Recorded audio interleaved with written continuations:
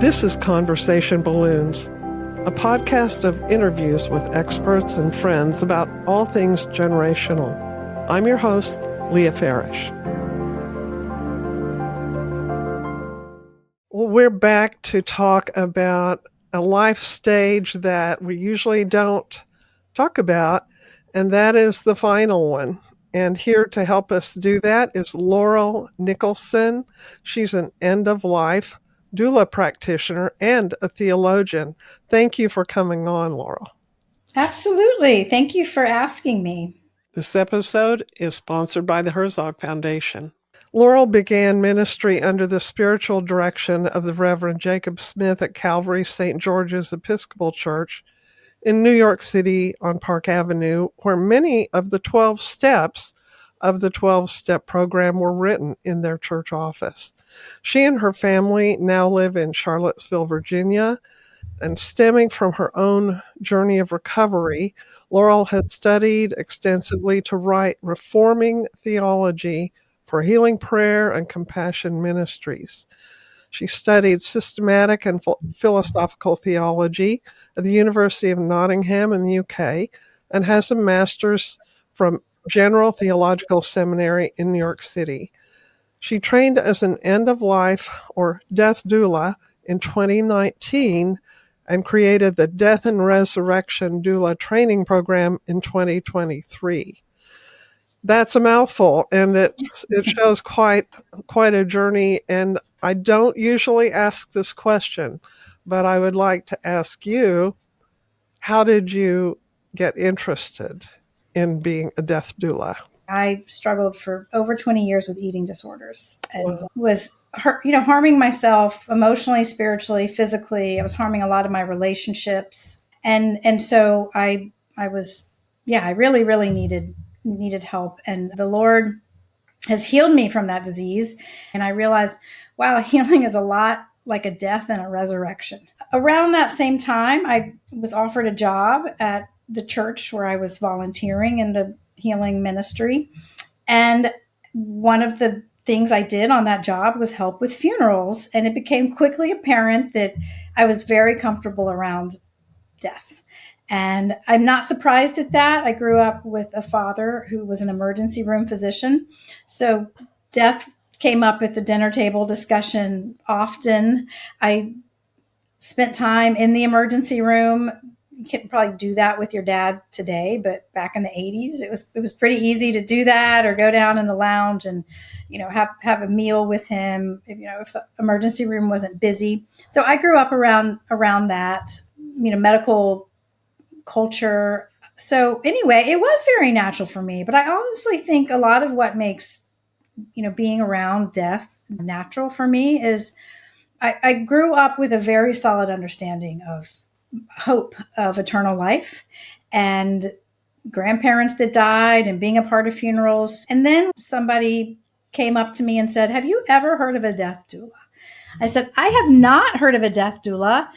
Tell me more." And she said, "Well, I don't know a lot about it, except a family that I know was looking for a death doula because her husband, who may be in his 50s, 5 children under the age of 18 in the home, they wanted the support of a death doula. And one was referred, and she came, and she had, no familiarity with their Christian faith. And so they didn't hire the death doula, but they made mention to this priest that came up and asked me about it. And she said, "Laurel, I think this might be something you would be really good at." And so I started looking into it. Well, first of all, tell us about the word doula, because some of us may have heard that word in a different context. And so you're kind of analogizing to a different stage of life, aren't you?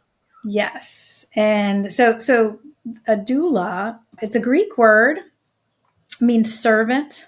And the birth doula field is amazing. And I'm actually taking a training program right now because I want to learn a bit more about it as I, engage in the work that I'm doing. Let me see if I can connect it with something that our listeners might be a little more familiar with. So a birth doula, when you hire that person to come into the situation, you're expected to do what as a birth doula?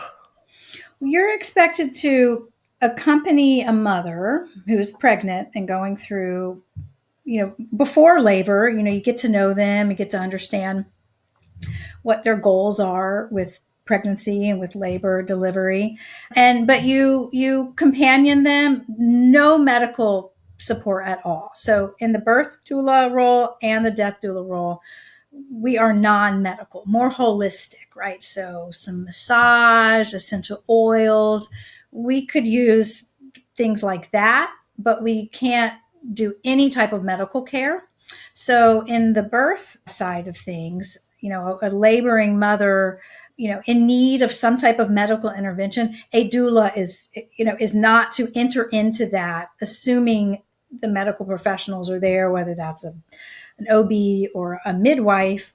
There is the Good Samaritan idea that, were there an emergency and you were the first on the scene, right? You would not turn your back. But we're not trained as birth doulas and, delivering a baby without, a medical professional. And at the end of life, hospice is a big part of, in person and the family's end of life experience. And so they take care of all of the medical things. We're a support to the dying person and the family members, and often the wider community, and talking about the death, the process of dying. What is this person going through? Why is it so surprising that they can't get out of bed today?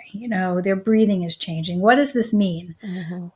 Is that the same kind of work that a chaplain does in a hospital when someone is dying?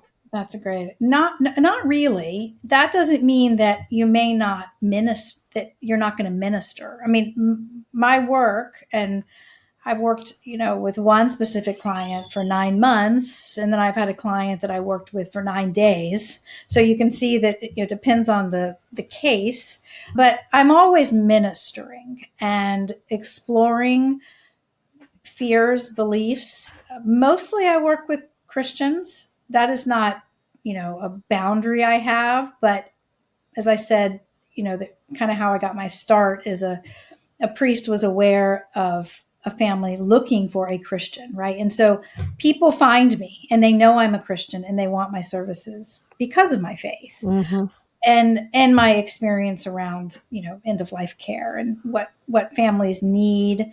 But I do a lot of ministering to everybody involved, and that would cross over with the chaplain a bit, but I'm not trained. Even though I've been through seminary, I don't have like chaplaincy training. Mm-hmm. Okay, what do you do differently as a Christian death and resurrection doula that a secular doula would not be doing? Well, if the person I'm working with, is a believer, and like same with chaplaincy, we cannot go in and impose our faith on someone who doesn't want it. Mm-hmm. So, but as I said, most of the people who have hired me are actually looking for spiritual and Christian support. So beginning with that truth, assuming it's there, I work with someone to see all that they're going through in light of that faith and in light of the truth of what Christ has done for us and what that means as someone's in the end of life process. And then beyond that, what is our hope? Is it over? Or, how about those who are, surviving the dying person? What is their life going to be like?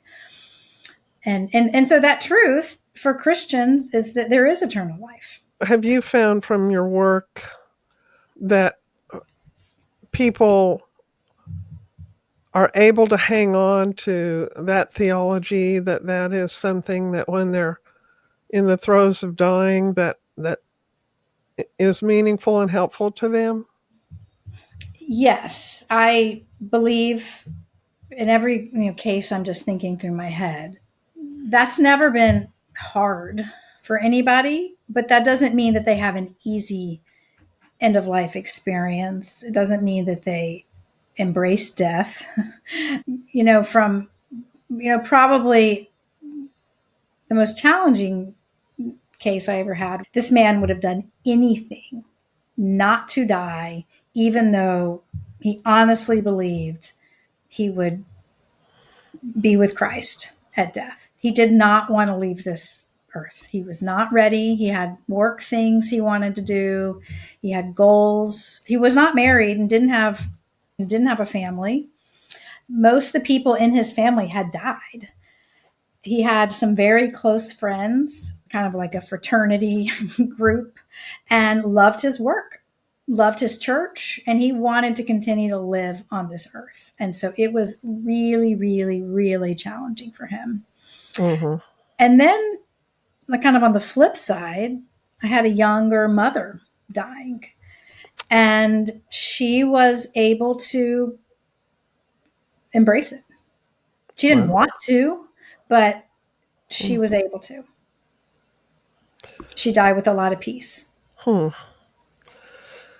I heard one secular death doula say people die as they have lived.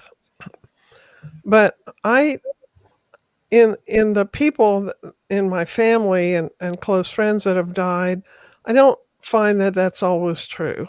I have seen some people through 30, 50 years of life who are not, they're not in their right mind. They have hallucinations. They have, it may be medication that they're on that is taking their head to a different place. And it has been hard to see an uncharacteristic, affect or behavior in people that I knew to be more regulated, wise and peaceful, and it doesn't always persist through death. I don't think that we do well to expect that will be true, that they will somehow. I think a lot of people think, oh, they're the person's last words. I'm going to really see a window into their soul, and this will really reveal who they really were. And I don't think that we should come into this process expecting that. No, I don't think so either. I've seen real bad decisions that people make, and would question their sanity. And I think some of it is disease related. I say that not being a physician, but delirium, confusion, Right. whether that's the medications they're on. I mean, there can be systems in the body, with maybe the metastasization of cancer into the brain, right? There's going to be side effects from that are unpleasant, maybe causing confusion. Death is just really hard. It's not magical. I think kind of part of the idea is to like reclaim something romantic about death a little bit. And, the Bible's clear, it's an enemy. It's hard. It's hard for the dying person. It's hard for family members. It's hard for communities. Mm-hmm. There's nothing real pleasant about it. Hopefully, and with the help of hospice, death, the pain, if there's pain, there's not always pain at death, but if there's pain, it can mostly be managed. And when I say mostly, it's not that they don't have the drugs to manage it, but emotions are a big part of what causes our pain. And so, but one thing I learned as a death doula that I didn't know, and I think it's fascinating, dying isn't painful. It's the disease that someone may have that's painful. So if someone lives up into their late 90s and is dying of just age-related things, they may never need morphine, or they may need teeny little bits to just kind of help make their breathing a little more comfortable in the last few days. Mm-hmm. But we don't have to expect that just because someone's going on hospice, there's going to be mega doses of morphine used to make dying possible. I read in the Harvard Business Review report recently that the top use of AI in 2025 has been therapy and companionship. Wow. And it strikes me that so many people apparently don't have someone to look to companion them in life, much less in death, which is a much more daunting kind of companionship. I was reading that in the UK and possibly here in the States, 50% of people report being lonely. And I think, you're offering a great service in being a companion and knowing how to do it, having some sense of the process and what the person needs and the value of someone there with them. Is the family usually around, and how is it that they feel that the need of a doula when they're present? Well, first I want to go back to that comment on AI. I hadn't looked that up. That's amazing. And I'm glad to hear that, or to know it. Not really glad to hear it. When I was training to be a doula, the woman who trained me, one of the comments she made was the two top fears in the United States: being alone is number one, and the second is dying. So it's very interesting to hear that people are actually, going and having conversations with the AI about, looking for a companion, because that would fill those two top fears. Yeah. So that's interesting. I wanted to make that statement also. So yes, I find, like, when someone says, "What do you do?" and I say, "Well, I'm an end of life doula." What's an end of life doula? I'm like, well, we're someone who can join into the end of life process of someone and support the patient and the family. But then there's but it's the patient who's, rights, they want a death like this, that outweighs what somebody else might want for that person. Right. So it's kind of balancing, making sure that the dying person is the one who has their wishes fulfilled, while helping the family be a part of that, right? Because think about it, not everybody is, exactly excited about what, someone else, what treatment they may or may not want, right? Sometimes the surviving people, want that person to be around as long as possible, and the person who's dying is like, I've had enough, Mm-hmm. And so helping everyone manage that is part of the work, for sure. I haven't come into real conflict among family members like that. More what I see is fear as that person is declining, and the people who are surviving that person watching it happen. And there's really not much you can do other than keep the person comfortable.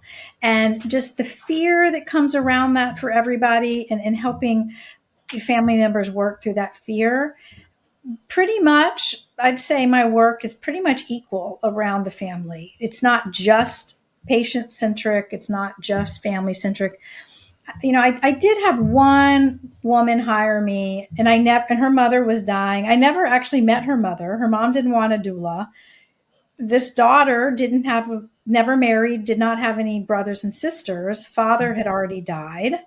She wanted support. She wanted someone who knew about the end of life process. And so I met her in person one time. Our communication was all phone calls or emails. Mm-hmm. But she felt like she was getting the support that she needed. So that was the one time that, it wasn't pretty much equal. But I'm there to serve a group. We are grateful that Conversation Balloons is part of the Herzog Foundation podcast network. If you're new here, the Herzog Foundation is dedicated to strengthening Christian education across the country, helping parents, teachers, grandparents, and school leaders pass on faith, wisdom, and stability from one generation to the next. They support Christian schools of all kinds with free top-tier training events, help launch schools through programs like Schoolbox, and keep families informed through a growing media network, including this podcast and The Lion, their daily news publication covering stories at the intersection of faith, family, and education. We are honored that Conversation Balloons sits alongside so many thoughtful voices in the Herzog Foundation Podcast Network. To learn more about the Foundation's mission and the tools they offer to Christian families and schools, visit herzogfoundation.com. It is comforting to have a companion, but in a sense, it's something that I'm going to have to do alone. Not everyone around me is dying. I can only imagine what it's like. And that can be scary to realize, this is something I'm also going to experience. I think we don't want to think about our own death, and therefore we don't want to think about our loved ones' deaths. Why is it that we are so resistant thinking about our own death when we know logically that it is coming? Well, I think generations before us were a bit less phobic as we become. And my thought is because medical technology has extended life so much, it's probably played with our psyche a little bit. And, centuries ago, practicing like the art of death, right, was a practice. Are you prepared? That's a little bit odd now. Right now, it's like, being prepared for death is the last thing I want to think about. I want to think, how can you prevent the death? Because there's so many, medical options that can extend life. It may extend life. It may not be a reasonable extension of life. I was reading a case study. I haven't seen this personally in my practice, but I was reading a case study about, I think it was a young mother, and she was dying. And when they said she was on hospice, and so, when you're on hospice, you're likely not going to be resuscitated if you stop, when you stop breathing. But this mother didn't want to sign a DNR. And she said, if I can have one more day with my children, I will have it. So, that's, we may think, oh gosh, why go on, one more day? But for her, that was important. It didn't come to that in her particular case study, but that was her thinking. We almost have too many choices now. We almost have too much control sometimes of when we die. That's it. There didn't used to be resuscitation capabilities like we have now. Yeah. Can you go over with us the stages of dying? I know there are some commonly, common to most death processes. Right.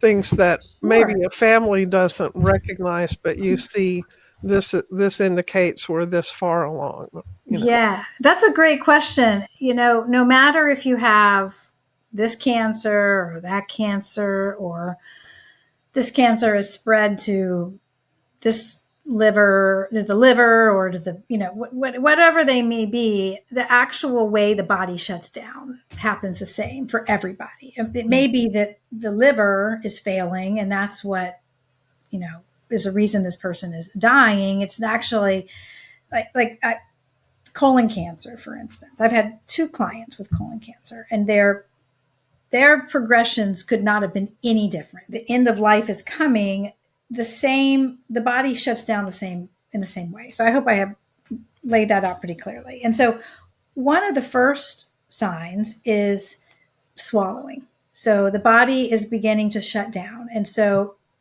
naturally, the metabolism is slowing. Water and food are becoming less and less necessary. And it can even get to a point where like water and food are actually bad. They could, aspiration could happen, which is, some of that going down into the lungs. And the body naturally, our bodies are smart. So as the metabolism slowing down and this function of swallowing is slowing, they don't want the water. They don't want the food. And so someone moves from solid food into more of a liquidy shake type thing, like an Ensure, to maybe a Pedialyte, to maybe just sucking on one of the little swabs that's, you can dip in some water or some Gatorade or something like that. So there's a progression in it, and it's pretty natural. And, speaking of the family, this can be really, really a tough time because, you begin to see the slowing of ingestion, and there's not really turning back. There may be a miracle, but it's a sure sign that death is coming within hours to days. And so because of the swallowing slowing down, saliva is also not going down like it normally would. So it starts to accumulate a bit in the throat, and you may hear what is termed the death rattle. It's not a very pretty term, but when you hear it, it's kind of a death rattle. But really, all it is accumulating like mucus secretions here that are not being swallowed. Can be very, very hard for family members too. They don't like to see the person they love with that. Sure. The dying person isn't uncomfortable. Actually, they're and when they're not taking in food anymore, their body doesn't want it, so they're not starving.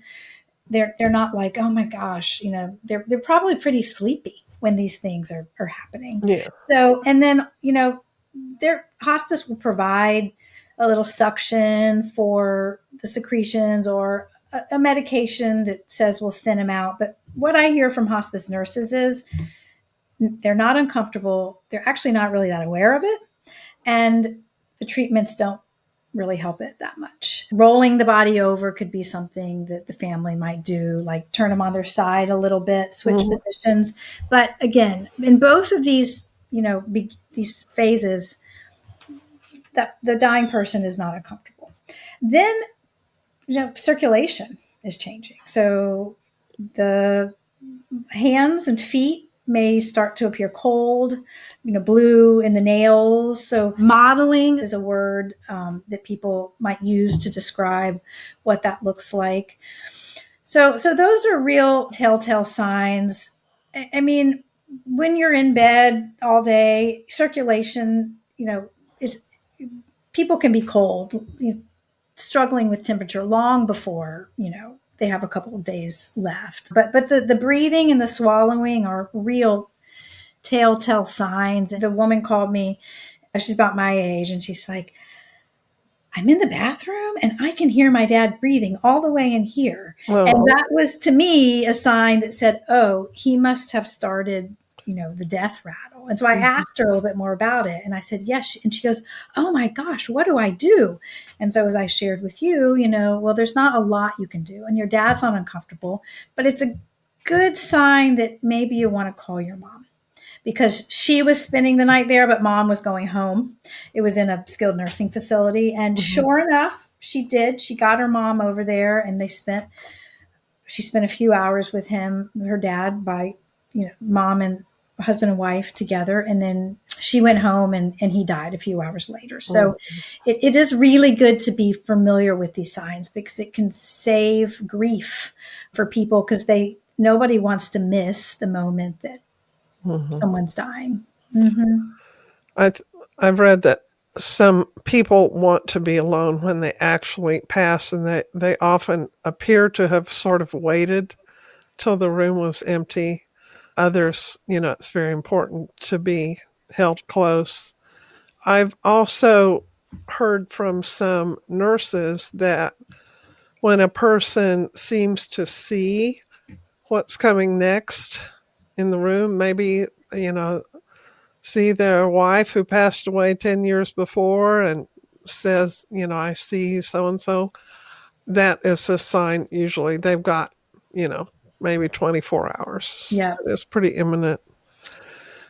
There's also the rally. Not everyone has a rally, but a rally could be like a real perk up where sleeping, and not getting out of bed. And then all of a sudden, everyone's sitting in the kitchen, and here comes the person.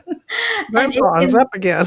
Yes, and I've heard I've seen one rally. It wasn't spectacular like that. It was just a surge of energy that showed through his personality in his conversation. He had a lot of energy, and it was a little bit surprising, but not odd. Not like I feel something's funny here and I'm not really sure what's going on. It was delightful. You Yes. know, it was delightful to see him able to have a conversation with me and seem to really enjoy himself. Mm-hmm. Yeah. Yeah. Yeah, I saw that with my own father, and he was about 36 hours away Mm-hmm. from death when it happened. My husband is a physician, and he's seen a lot of death and people dying. And he said the other day, there comes a time when you realize I don't have another chance to get it right. Yeah. You know, we keep thinking, I'll just try harder, I'll just do a little better. Tomorrow I'll, really succeed at whatever. And I think when we confront our death, we see we've run out of those chances, and Yeah. that's so sobering, and it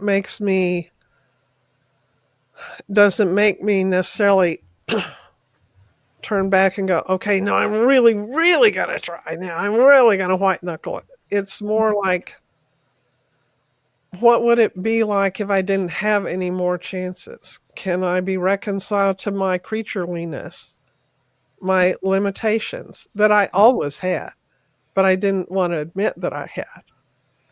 And, That's right. being humble and Mm. and granting that to everyone else. Yeah. They all, hope that tomorrow will be better, and we all struggle to admit we're not God, we're just Yeah. mediocre human beings who have a desire for the divine in That's us, right. and we cannot achieve it without him reaching down and being present with us, and we can start that right now. We don't have to wait till That's right. yeah. That's right. And I mean, when I survey the different situations I've watched, and kind of coming back to your question, do we die the way we live? The young mother, right? Often motherhood will, empty us more Mhm, than before I had children. I didn't know that. So, curious in her death, which was one of the more peaceful and prepared that I've been a part of, she had already done some of that pouring out. The two toughest cases I had, both men, early 60s, no marriage, no families. They had lived for themselves. mhm, And they totally, excuse me, two totally different walks of life, totally different walks of life. But the same patterns were there of control, and they just would not be defeated. And one of the cases, I felt like a total failure. I tried to excuse myself a couple times. I said, I just don't think I can help you. Like, I'm sorry. Like, I am here to help you get some things organized and done, and you don't want to do that. So I don't want to take your time, take your resources. mhm, And one of them said, no, that's not what I want you here for, but I want the companionship. And so mm, just knowing there was someone who was going to be with him at the end of his life was what he wanted. And he mm, never got his stuff done. He didn't. And I felt like his community and his executor were all looking to me. You're the miracle worker who can come in and help clean this situation up.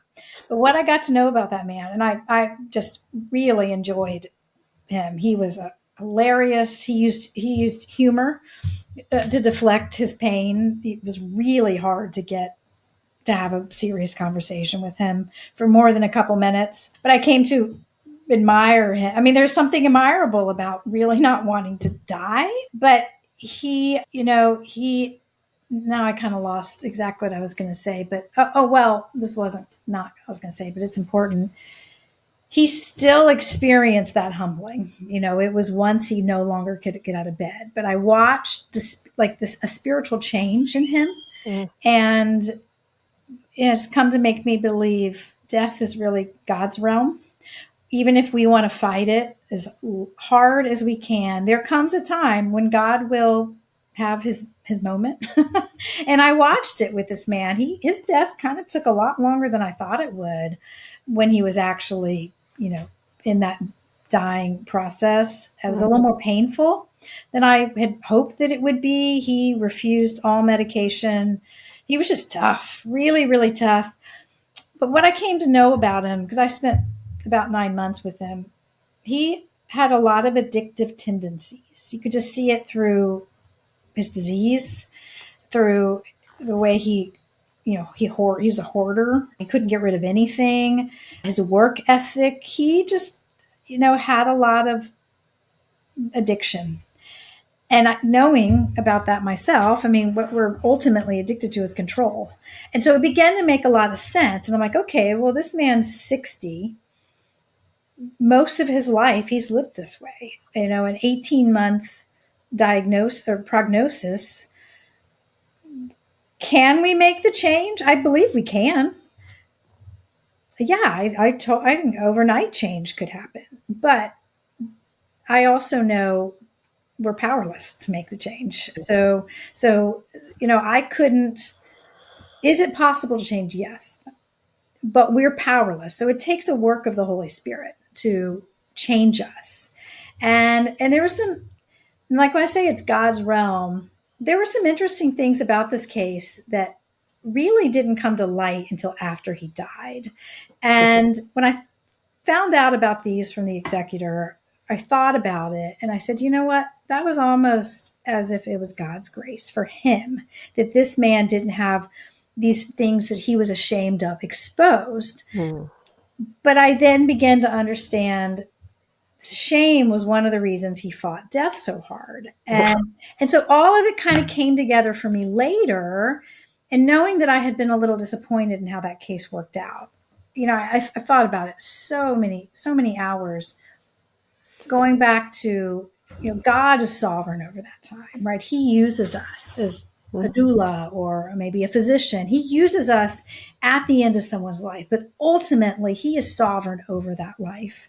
And he, may have answered this man's prayer and that nobody found his secrets, right? But I think if we had known and said to him, we don't think differently of you, we care about you, perhaps he could have had a better way of letting go. There's a lot going on, and you add death on top of that, and it can be smoother for others than it is for some. Yeah. Smoother for the doula too. Can I ask 2 practical questions? Who hires you? Is it the person who's dying, or is it the family? And how do you get paid when they don't know how long they're engaging you? That's a great question. So I've had a mix of things. One time I was hired by a friend of the dying person. The dying person couldn't afford a doula. The friend wanted her. She cleaned homes for mostly Jewish families.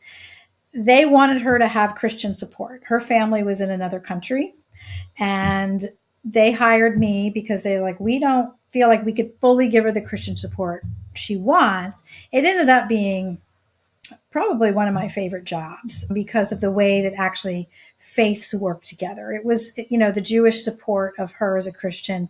It was really, really neat. And the friend paid me. And so that was the one time that happened. Typically it's the family. I've had a daughter pay me for her mother. I've learned it's pretty wise to try to get as much prepayment as possible, but be fair, Do you give yourself a particular shift, or do you just kind of wing it as far as just watching how this is progressing? How do you schedule yourself? A little bit of both. So generally, I'm hired before the crisis begins. Sometimes it's, crisis and like we need extra help. And if that's the case, I make myself available to whatever they need. But when it begins and there's some time, I schedule, and it kind of starts once a week, and then we move into twice a week as things progress. And then if things are really close, depending on how much support that family has, sometimes a doula is an extra person and they don't want an extra person. But being remote and on call is comforting to them. So I kind of play that part by ear.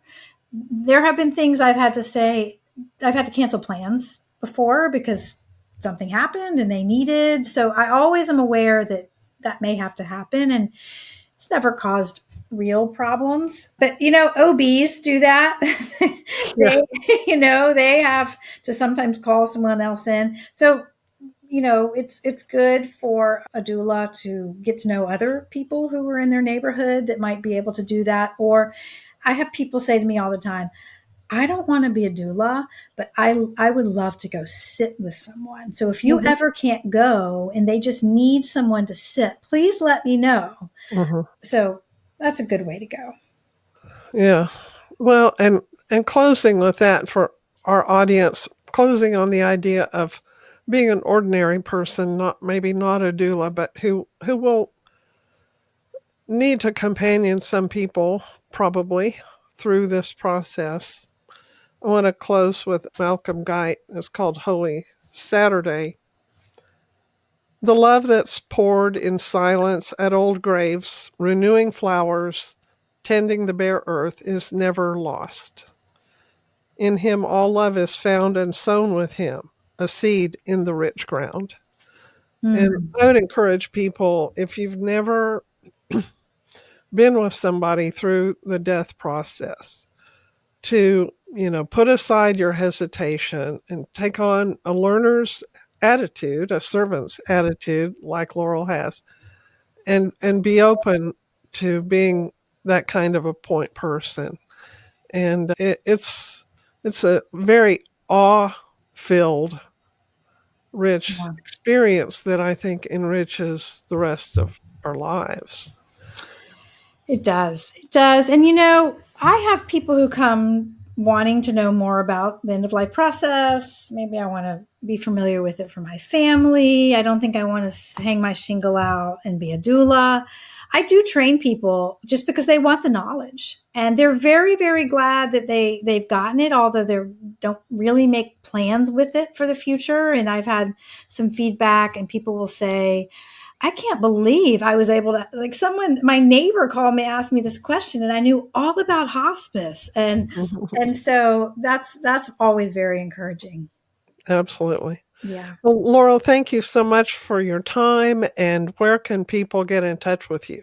Yes, the best way is right through my website, laurelnicholson.com. And another thing I offer every Monday, it's called the International Fellowship Cafe, and it is international. I have a few people from other countries join. People that I train love to join, but there's no commitment to training. If you come, you don't have to be a Christian, but our time together is to talk about the hope of resurrection. And we do a book study on N.T. Wright's book, Surprised by Hope. And then I invite guests, and we kind of do a community podcast. Someone will share their experience, and the people who join that week at the end get to ask their own questions. Nice. So it's lots of fun. All the information's on my website. Thank you for that. Well, yes. We appreciate your time, and I want to thank my producer, Kayla Broker. And we look forward to seeing you all next time on Conversation Balloons. Bye-bye. Subscribe and review Conversation Balloons on your favorite podcast platform. Find me at leahfarish.com and on Instagram at LEAHFARISH.